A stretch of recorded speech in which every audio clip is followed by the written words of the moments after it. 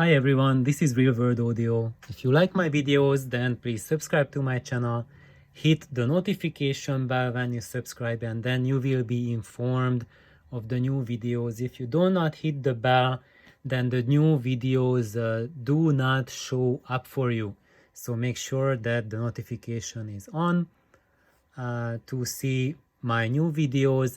And if you don't know whether it's on or not and you don't know how to check it, then just every second day or so come and check out my channel. Nowadays I usually post about at least 10 videos a week, because if I post only 2 or 3, then the channel is kind of dying and stagnating, and I really I'm forced to turn out a lot of videos, because otherwise YouTube is penalizing the tiny channels like mine and not giving it any access to new viewers, which means that only the subscribers and people who know how to look for my videos will be able to find them.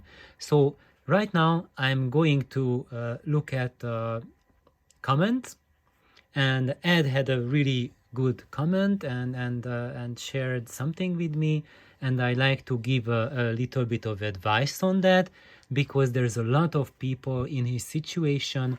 So basically Ed is using full range speakers in a closed cabinet, so it means that he is using a single driver to produce most of the frequency range. However, he's using a 4-inch full range speaker, so that's like a 10 centimeter diameter speaker, which many of you will think, oh, that's really tiny, and what can it do? It cannot do anything. But I can tell you, I have a good friend of mine, my Chinese tea Sifu. Leonard, he also uses that diameter Fostex driver for his void pipes, and they sound amazing. Yes, they do not sound very heavy. They do not have that much authority. It does not give you a weighty presentation, but it does give you clarity like there's no tomorrow. So do not dismiss those small full range loudspeakers, because they have amazing potential in them. But as Ed is sharing with us, they roll off quite high, electrically around 80 hertz. And you can notice that it rolls off already around 100 hertz, and then below that, if you feed it material that has much material below that, then it will give you high distortion. And it gives that high distortion because that small diameter loudspeaker, when it hits that low frequency note, it is forced to make a huge movement, and the cone is unable to move that much air for the low frequencies, because of its small size and small cone excursion. And we need a solution how to remove those deep frequencies from the sound without affecting the 100 plus hertz region.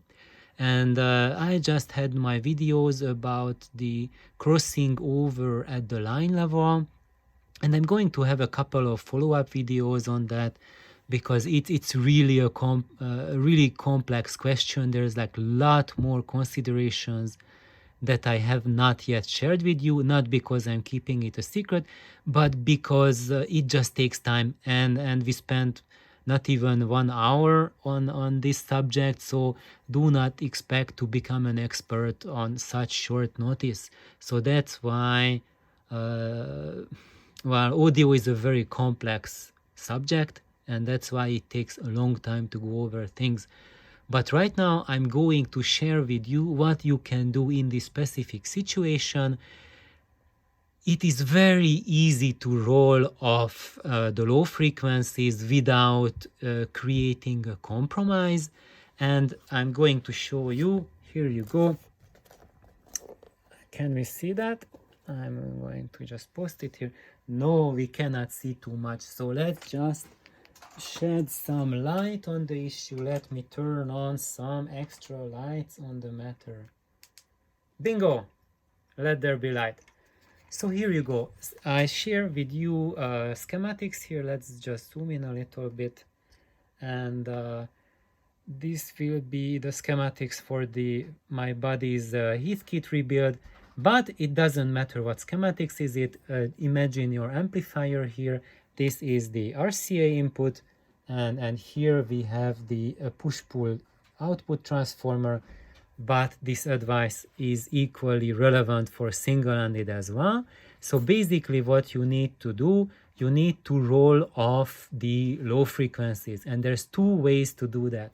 When you look at your vacuum tubes, and this is your cathode resistor, look at those places when you have bypass capacitors on your cathode resistor. So in this place, in the input section, we do not have any. But if you had bypass resistor there, look at the value, you will find something in the range of 100 microfarads. So take that out and put in a bypass capacitor that is like 1 or 2 microfarads only and not more.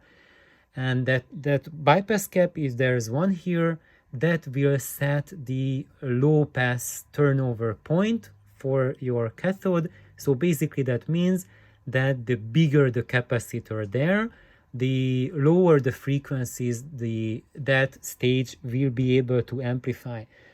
So when we put here a small capacitor, 1 or 2 microfarads, that will support only frequencies which are higher and will cut off your base. However, if you have an amplifier that has a feedback loop, then the negative feedback loop, if that capacitor here is within the negative feedback loop, the feedback loop will correct the effect of that capacitor and will make sure that you still have quite a bit of low frequencies present in the end. In that case, then, or if you don't know if there's a feedback loop, when in doubt, just add here a small input capacitor. So basically where you have your RCA jack, disconnect the wire that runs to your volume pot or to your grid, and put here a 10 nanofarad capacitor. And one end of the 10 nanofarad goes to the input RCA jack point, and the other part will go to the grid or your volume control pot. And that will make sure that your amp doesn't receive low frequency signals. The exact value of that capacitor depends on your input impedance and your amplifier. If you put it in the cathode, how many microfarads, 1, 2, or 5, or 0.1, that also depends on your schematics. But if you put here a 1 or 2 microfarad, that's a really good way to start. Or putting here a 10 to 20 nanofarad capacitor will make sure that low frequencies which are below 100 hertz, or at least the ones like below 50 hertz and so, are removed from your input that goes to the amp. And when there's such a signal in the music, it will not bother your speakers. So where did my comments go? They disappeared. Here we are back here, and that's what you can do. So thank you Ed for posting that question. I hope you find this reply helpful, and for everyone, please like and subscribe. Bye bye.